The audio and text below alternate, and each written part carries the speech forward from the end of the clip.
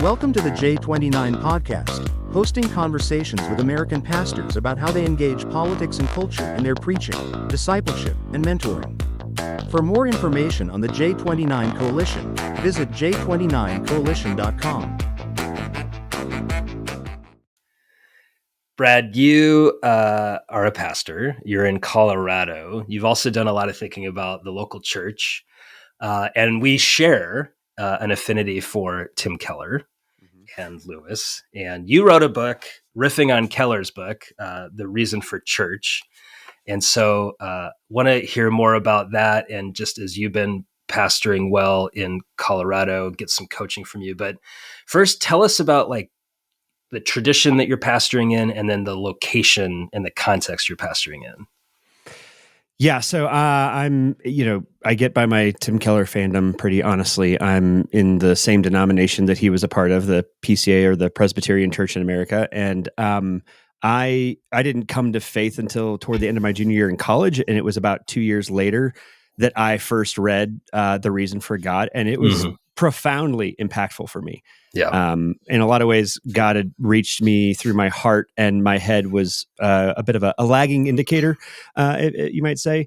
And it was really that book that was the kind of catalyst and vehicle for me realizing, wow, so many of my objections I'd had were these, what Tim Keller called in that book, defeater beliefs, these cultural assumptions and beliefs that are actually taken on the basis of faith, but preclude and make it harder to actually believe or find the existence of a creator God as plausible, never mind the Christian God, right? Yeah. And so I'm very much, as kind of a headier guy, I'm very comfortable and enjoy being PCA and that kind of Reformed Presbyterian tradition. But I'm also, I'm a church planter as well. So we're planting a church called The Table in Boulder County, Colorado. And so if you don't know anything about Boulder County, I like to say that it's the place where, two soccer moms will get together over edibles, and they drove their Teslas to the coffee shop to get there and to talk about whether or not Bernie Sanders is progressive enough for them to vote for. Right. Oh yeah. That's awesome. And so politically, that's the mean for Boulder County, but it is every bit as secular as a Manhattan, for example. But instead of being kind of an atheistic secularism, it's a very hyper spiritual, even neo-pagan or universal spirituality. And so one of the things that prompted me to write this book was just the realization that people are surprisingly and refreshingly open to the idea or the existence of God, and that even that they might need Jesus, they might need a savior, but they are completely closed to the idea that the church could be beautiful or good for anyone. Yeah. And so it's been, I've felt the need for an apologetic, not for necessarily for the existence of God, but for the goodness and beauty of the church. And that's a huge challenge in a place like this. So you're thinking about missionally engaging Boulder as a church plant. You're 9 years ago, I think you said to me earlier that you planted. As you've done the work in the book and thinking deeply about this, what are some of the lessons that you've learned as you've been pastoring well through 2020? In your book, you have this great line that the year 2020 was the longest decade of your life. Yeah. I think for those of us that were pastoring in that season, hearty amen to that. But what are some of the lessons that you learned as you were pastoring through that season that you would invite us to think more deeply about? Yeah, I would say, so maybe just to give a little bit of context for this answer too, that we launched The Table 2 Sundays, but we launched weekly worship for The Table 2 Sundays before the 2016 election. Gosh. And, pros and cons. The con is that, this church has never not existed in a period that didn't have this roller coaster of political volatility. Wow. And the way that permeates and bypasses all of the traditional walls and refuges that the church can function as. it just kind of bypasses all of that and goes straight to people's hearts in ways that make pastoring really difficult, right? And so when we first launched, in a lot of ways, it was kind of like, how can this is maybe a terrible comparison, but Tim Keller talked about how in the wake of 9/11 there was this kind of revival in New York City, and they grew by like crazy. In a lot of ways, the 2016 election was as disturbing for existentially disturbing for many of our neighbors, and we saw a ton of people, like in a place like Boulder County, a big church is like 150. And we hit that point by our first anniversary. And that was, a gift, but also what I didn't understand or see at the time is that people were there, at the table, but kind of just barely, kind of hanging on by the skin of their teeth because they knew they needed the gospel and Jesus, but they're kind of tolerating and putting up with the church. And in a lot of ways, what I did not appreciate was how much that wasn't a skepticism of the church. It was actually a church defeater belief kind of thing about an posture toward institutions. And that wasn't actually limited to the church. That is a difficulty and a struggle and a skepticism of all institutions, of which the church might even be one of the most dangerous because its power is ultimate in the spiritual sense. And so there's a lot on the line for people who are coming from that kind of a perspective, and that's most everybody. That includes Christians who know and love Jesus but could take or leave the church. And non-Christians who are maybe open to Jesus, but not to the very medium and vehicle that God gave the world for understanding, knowing, and experiencing who he is. And so there's a whole lot caught up in that because in 2020, the pandemic, I think for all churches, right, was this stress test on both the way we have been doing discipleship for, as long as you and I have been alive, as well as for the robustness of the institution that is the church. And both of those things, I would say, maybe one of those I might have might have had a passing grade. And I'm not even sure which one, but it just really depends on where you are in the country and how hard that was. So what that kind of stress test exposed was, if I had to go back and do it all again, one of the failures I think I made was that I really did not see or understand the way that anti-institutionalism, if that wasn't a piece of the discipleship that we were doing, then people's attachment to the church and therefore the means for which they would grow in grace and in Christ was going to always be weak and fragile. And so until that got addressed, we may as I don't know what we're doing. We were just going to keep continuing to experience that volatility. So thinking about institutions, which you've thought about this, you've written about this in your book, give us just maybe a quick kind of understanding.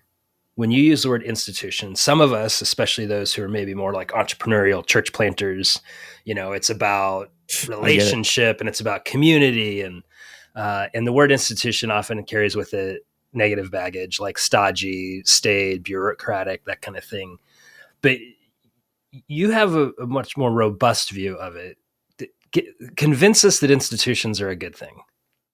Yeah. So I'm not sure what pill it would be, but what color pill it would be. But I basically got institution pilled by Yuval Levin, who says, I like his the pithiest definition of institutions for sure. He says that institutions are the durable forms of our common life.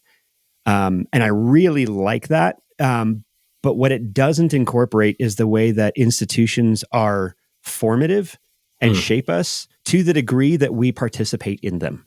Right. Okay. And so the analogy I use in the book is that institutions are a greenhouse, right? They are a shelter in an environment that would otherwise be less hospitable to the things that institution is trying to grow and to cultivate. And within that greenhouse, you experience, yes, shelter, but you also experience, watering and fertilizing, and that's politics is the fertilizer, right? But also pruning, right, so that you can bear more fruit. That's when when Jesus is saying that he's the true vine and talking about pruning. I can't imagine a way that he might have intended that did not include the church. Yeah. And as the greenhouse for where that happens. And, the hard part about pruning is that it hurts. And so there's some some of the skepticism of institutions is really understandable. But one of the ways I try to illustrate this with our people is during our membership class. I know a lot of pastors probably, you can probably guess what a pastor would lead with in a membership class. Mm-hmm. But I'm weird. And I start by asking, like, hey, I just want to let's do a free association. When I say the word institution, what are the words that pop into your head? Yeah. And it's all stuff like you just said, like, bureaucratic, corrupt, compromised, self-interested, exist for their own sake, all these different words. I'm like, okay, great. Put a pin in that. Hold that. I want you to do the exact same thing with the word family. Okay. Oh, family. Yeah. Loving, compassionate, safe, caring, supporting each other, etc. And I'm like, okay, I want you to understand that what you think is an institution is not actually an institution. You're describing a corporation. Wow. Okay. Because a family is actually is an institution, but all the words that you describe actually could apply to most corporations, also by design. That's the way that they function. And part of the problem is, and so I do this exercise to help people understand that, number one, institutions are maybe not all bad, because you actually value one pretty naturally just by free association, even though you should have seen coming that I was going to call family an institution. Trick, right. Like this is that was not a subtle illustration, No, right? But so one, they're not all bad. Yeah. And number two, that maybe the way we think about them is more assumed than actually consciously opted into or chosen. Yeah.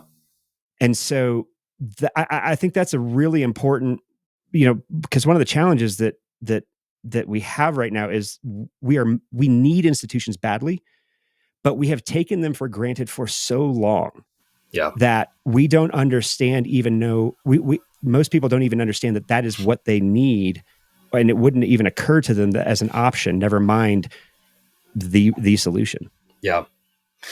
So as we're pastoring, recognizing that the thing that we're leading is an institution, that it hopefully will exist without us, because it's not like a fan club or something like that, right? Just as families, propagate and continue, so too we desire churches to do that. And they're formative. There's rituals, practices, rites, rhythms, all that kind of stuff, which is having a formative effect on our people.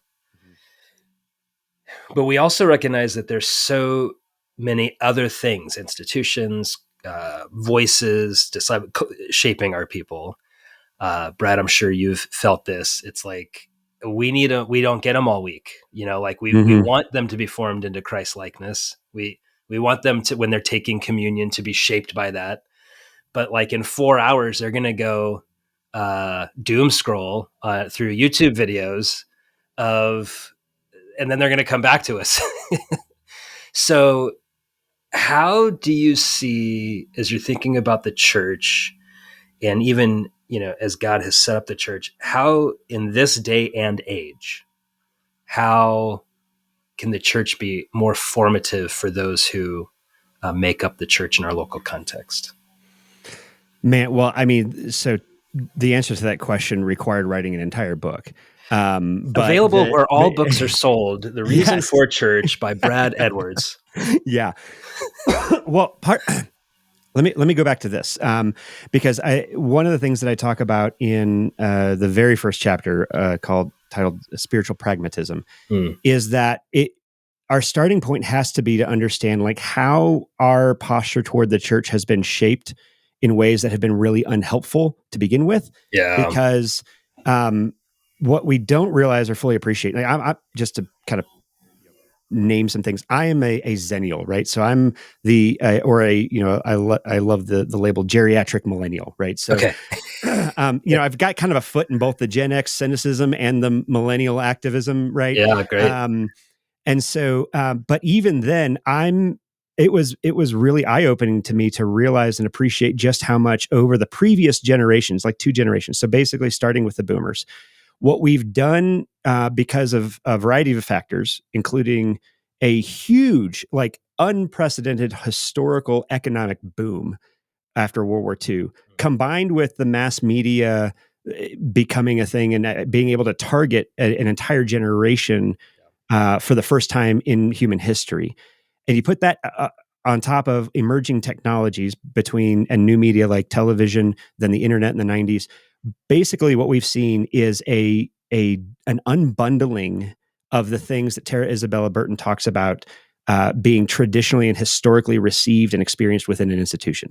So she says in her book, Strange Rights, that prior to about 1950, 1955, the typical person going to church would do so because they longed for community or maybe meaning or purpose, but they wouldn't enjoy necessarily the ritual maybe of that church, right? But because you could only get community, ritual, meaning, or purpose, one of those, all within an institution, then you had to kind of put up with the parts that didn't resonate as much with you, right? But parachurch ministries are a good example of this, and their explosion in the 70s, 80s, and 90s.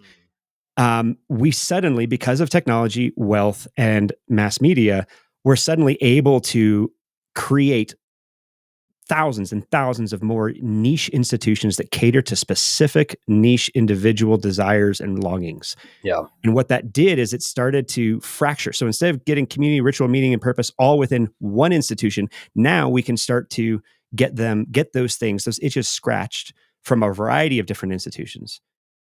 When you add on the internet and social media, especially, now you can get each of those from 4 different institutions or 4 different online counterfeit institutions, as I talk about in chapter 3. And so what that does to us is it gives us an experience of life that's incredibly schizophrenic. Yeah.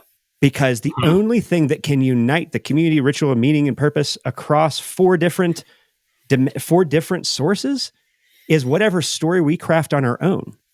And so it's basically injecting nitrous into this individualism that has always been there, but is now being reinforced by the way that we are connecting to institutions rather than orbiting around the church.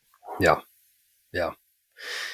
And you've talked about too how politics can create that grand narrative or that overarching story. That say more about that. Like you have a chapter in your book, I think it's called, is it Uncivil Religion? Is the name of the chapter. In your experience and in your research, how is, especially thinking about the last 10 years, how's politics filling that gap for people? Yeah, well, so if you take that same kind of fracturing and decentralization of religious identity that Tara Isabella Burton talks about, and how that is incredibly fertile soil for all of the political volatility that we've been experiencing, right? So it is not necessarily the cause, but it means that we didn't have the immune system to resist it when it came up. So, but one of the things that's really helpful is Michelle Margolis. She's a sociologist and political scientist. She wrote a great book. It's very nerdy. And I know this is a politically nerdy podcast, so I'll mention it by name. It's called From Politics to the Pews. And what she learned through a series of studies was that we have traditionally been, considered and thought of politics as being kind of political identity being downstream of religious identity. Yeah. Well, what she found in her research is that if that relationship were inverted, in other words, if our religious identity is downstream of our political identity, then we would get the exact same results in all of the polls and data that we have been gathering for like 3 decades. And what she is saying is like her thesis largely revolves around this idea that the political volatility we're experiencing, and this book I think was written in 2018, if I remember right. So this is, what she says is if our political associations became primary instead of our religious associations, in other words, how we were sorting and identifying with other people, if politics became upstream of a religion, this is exactly the results that we should expect.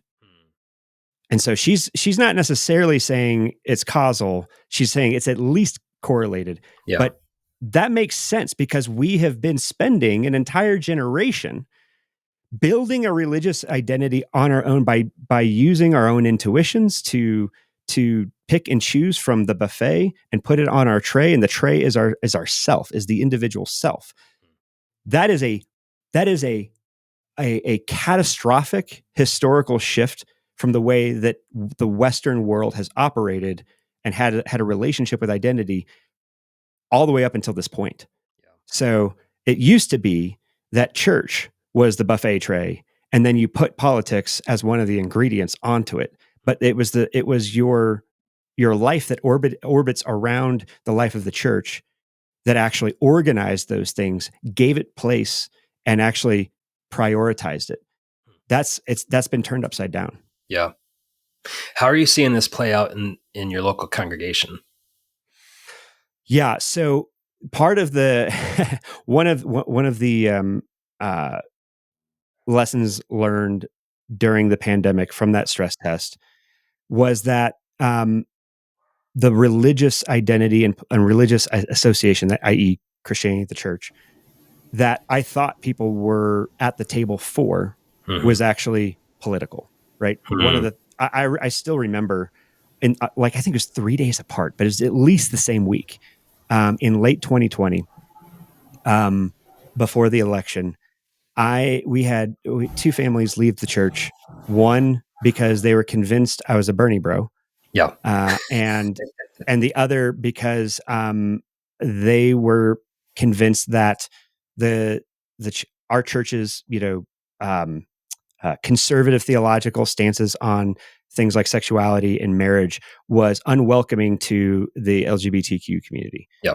And so for complete opposite reasons.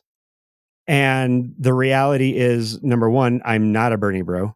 And I don't even know what that means as a pastor or what I might have done to communicate that. And the reality is also that we have people who are gay, bisexual, lesbian, who are at the table. They know what we believe and stand, and they're actually here in part because they don't want to just be fluffed up and enabled, right? And so that realization is like, oh wow, we're not operating off of the same theological foundation here.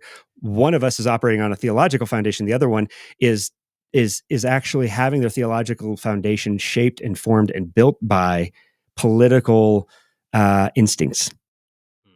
Yeah. So since then, right? So the way that we've tried to deal with this, instead of like trying to, when I'm preaching a sermon, I try to follow the gospel implications for left and right, and it's going to affirm and challenge both. Sure. If anything, since the pandemic, what I've tried to do is actually give add categories upstream of that.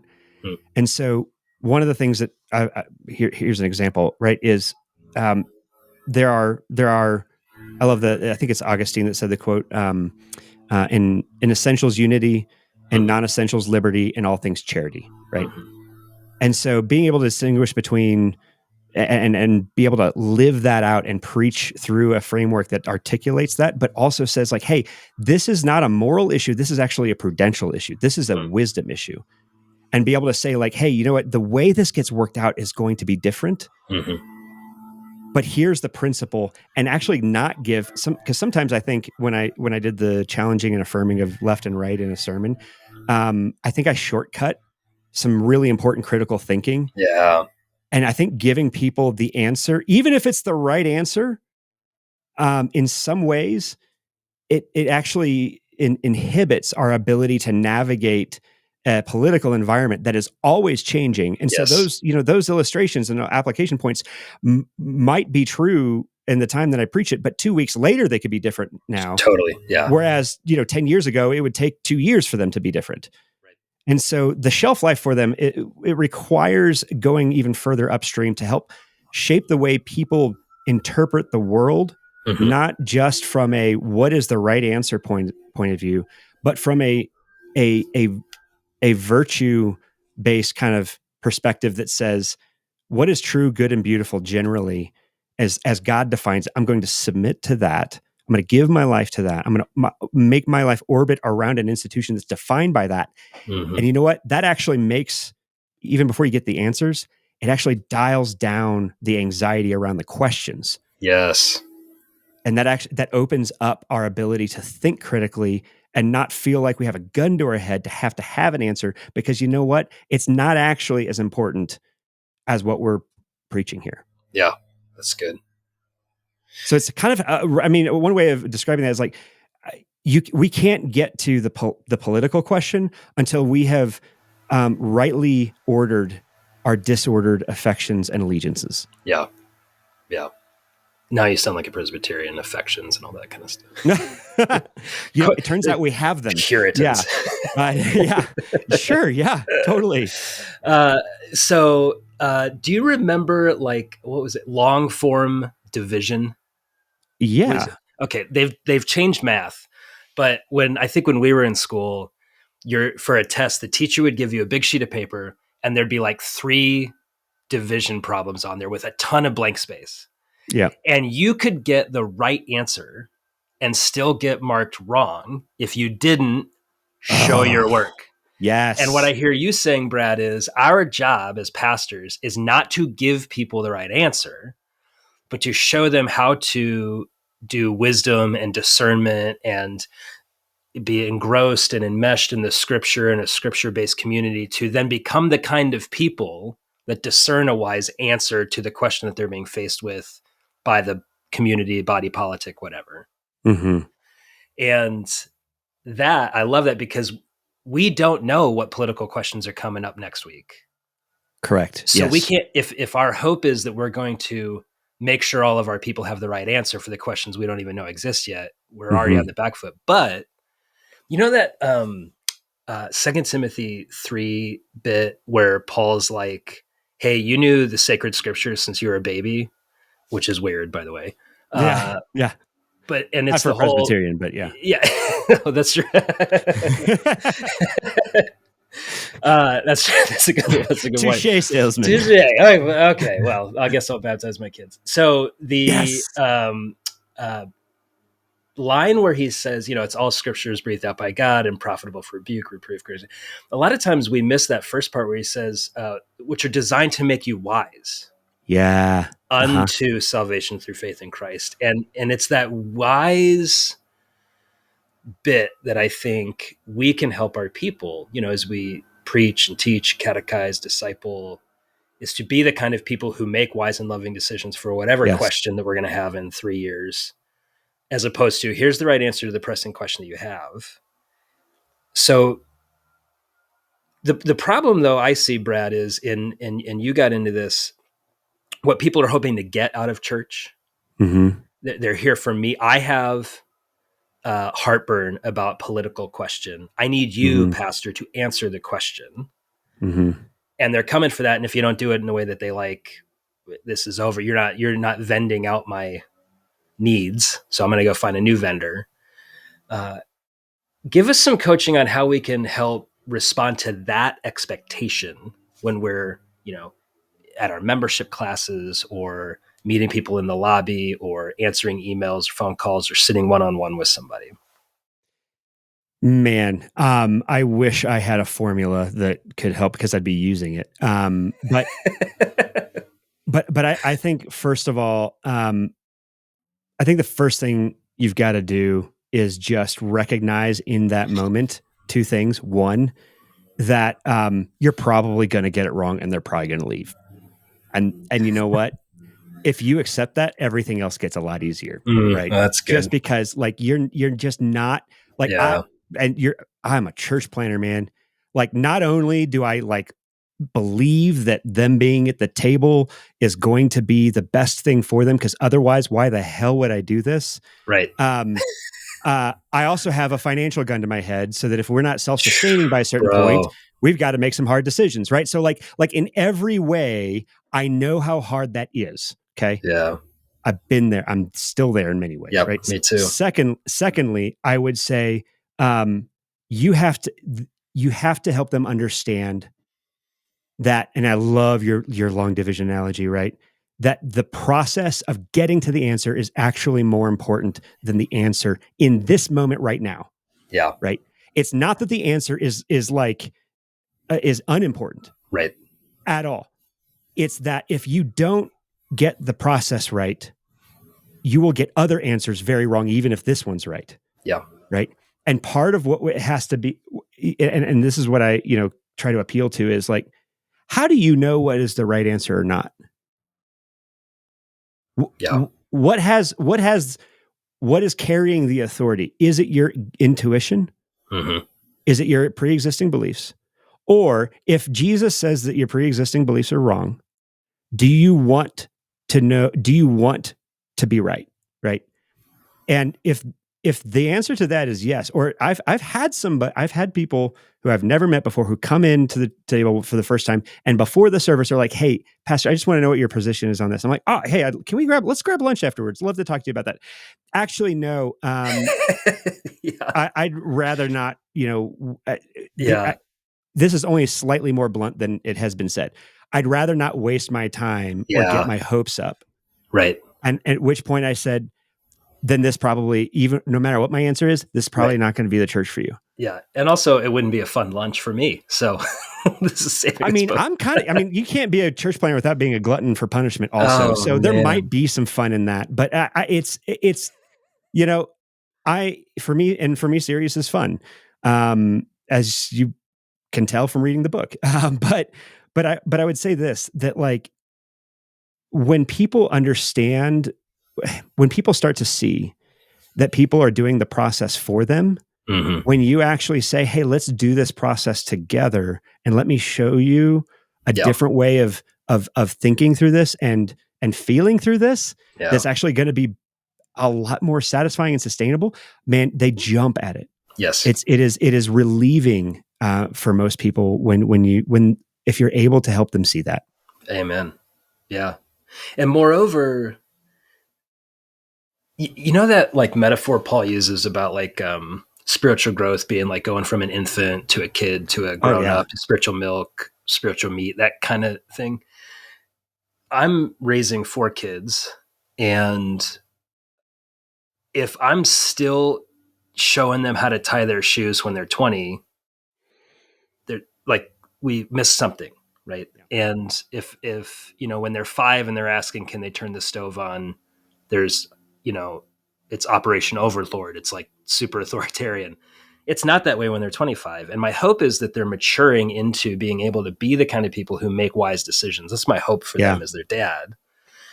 And I think similarly as pastors, it does feel good to be the arbiter of truth for people.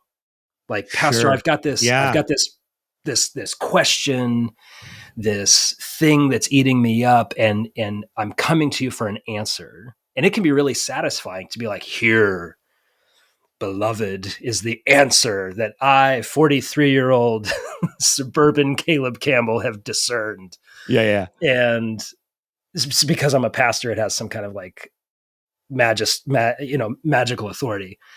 And instead recognizing I'm still in process of discerning my convictions on really complex, hard to navigate stuff. And so come with me. I can show you how I'm learning to engage scripture in community, be sensitive to the Spirit, so that when I'm gone, which could be tomorrow, the community can still, as an institution, can still continue this process, because how many meetings can we have one-on-one? But if the community, right, as an institution is discerning and wise, and that will self-propagate out to become a wise, to use your language, institution. Yep. Whatever the questions are in the future. I love that. And maybe just as an illustration of like how we've tried to do that. Like this year, this past election in the fall, leading up to it, we did our first of what I'm calling a midweek midrash, and a midrash is just like it's a Jewish tradition that of commentary on something of a wisdom issue, a cultural issue, right? Yep. And so what we did our first one on was, okay, how should Christians think of and consider their vote? Like, what is a vote? Yeah. I'm not asking how should Christians vote. That's not the question I'm asking. How should What we is think voting? about our vote? Oh, that's good. And one of the things we did two things. One, I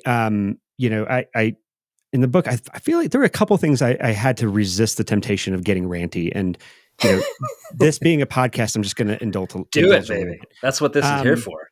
One of the things that drives me absolutely crazy is the fact that even Christians, we view our vote as a sacrament. Yeah. Right?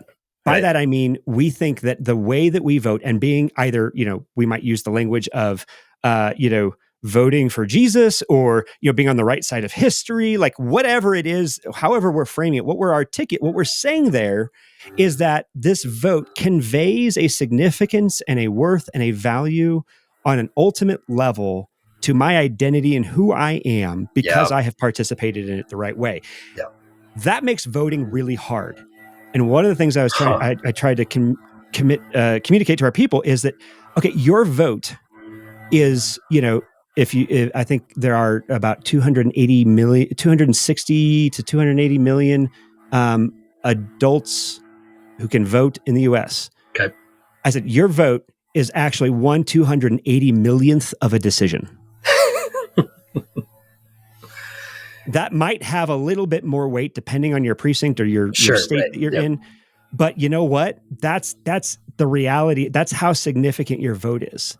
Let's put this on the actual level of priority and weight that it carries instead of making it a sacrament. Yeah. And then I said, okay, now I'm going to complicate things further. And we don't have to go into this, but basically I laid out John Frame's tri-perspectivalism. Like there's the truth, there's that exists outside of ourselves. It is this is the ideal and it is true. Then there is how we experience the world and that truth in the world or not. And then there is what we do. So head, heart, hands is a little bit simplistic, but it is a good way of kind of framing that. Before we talk about how we should vote about something, let's actually talk through what is true. How does that truth and how do people experience that truth in the world? And how do we experience the fallenness of the world instead of that truth? And then what do we do about it in light of what our vote actually is in this 280th millionth of a decision? Right. And it turns out that really complicates the black and white either or dichotomy that we're given. Yeah. And it actually forces us to do business with the fact that, you know what, we have a lot more power and a lot more ability to do good if we just walk outside our front door. Yep. And if we participate in a church that's saying, hey, you know what, we're actually going to link arms in a tangible way. And now you're actually, 100th of a decision. Mm-hmm. And there are more resources than you individually can actually bring to bear on it.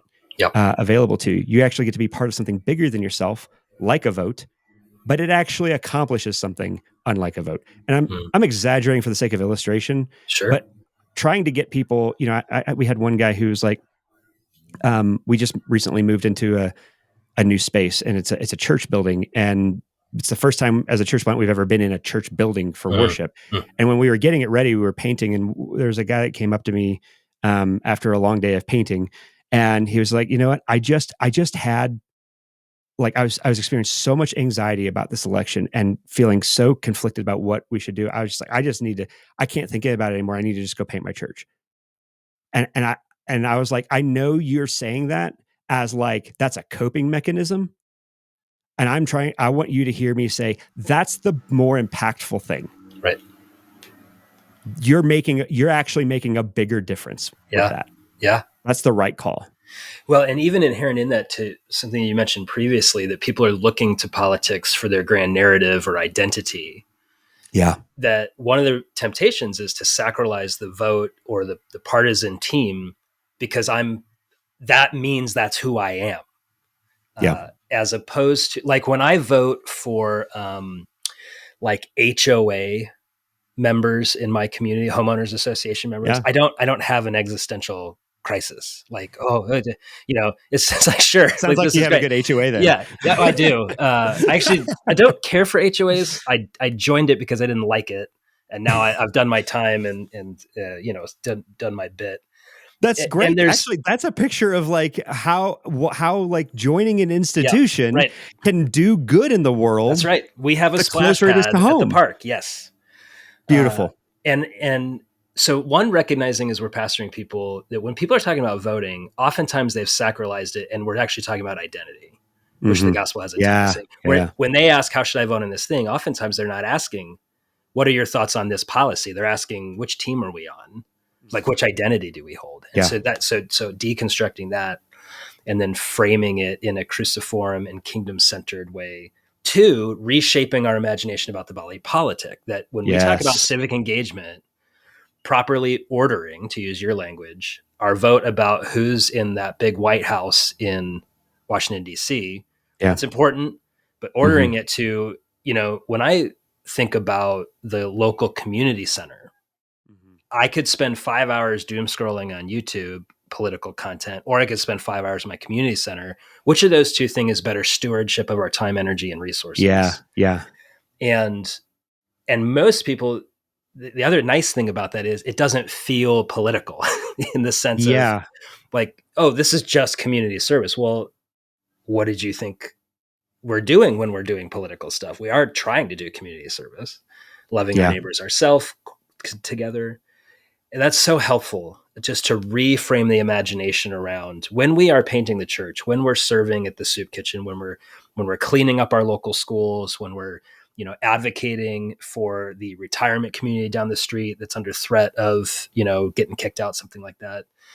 That's political action.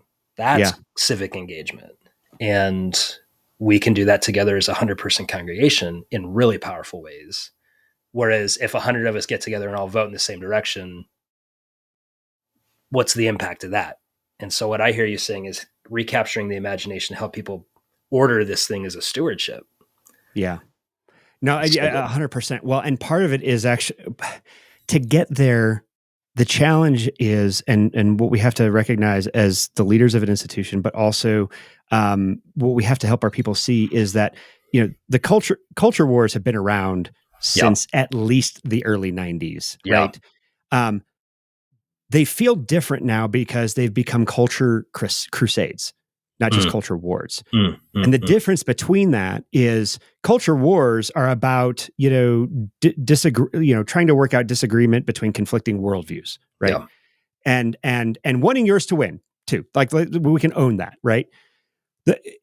Becomes a crusade when that's less about mediating collective problems and disagreeing on the solutions. That's what institutions are supposed to do, social and political institutions at least. And it becomes a source of meaning. Yeah. So that's and the reason why that is the case is because we've abandoned the institutions that have served as historical sources of meaning for the entire existence of Western civilization. Yeah. And so politics become a default. We start going to those narratives because we are feeling empty and we don't feel like we have the agency to actually solve our problems. And we also, on top of that, not only do we have problems, we don't experiencing meaning that would otherwise help carry us through when solving those problems are difficult. It doesn't feel, life doesn't feel worthwhile to a whole lot of people in this country.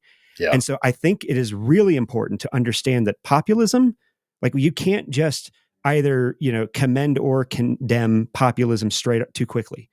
We have to understand that is a symptom of a profound existential emptiness and an experience of life as meaningless, that unless we address that, we're just addressing symptoms. Yeah, that's good. And so the community service center you're talking about, like part of the reason why I talk about like, okay, where does exercising your agency make the most impact? That's not just about solving problems. That's also about experiencing meaning. Yeah. Because you want your activity, your decisions to matter.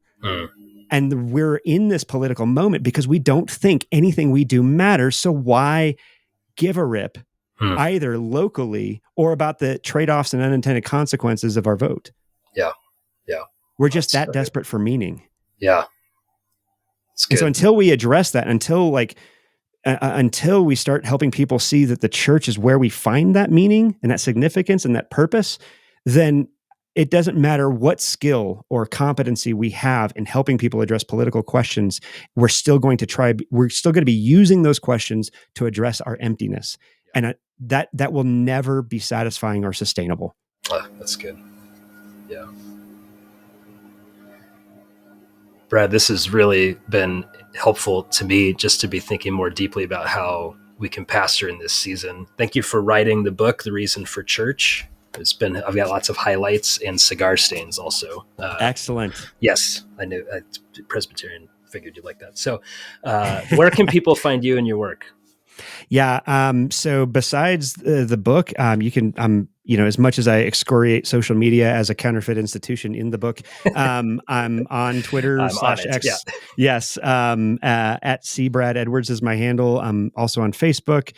And I co-host a podcast I love dearly called Post Everything with my friend John Homus, where we talk about a lot of these things and these challenges and dynamics in our cultural moment right now.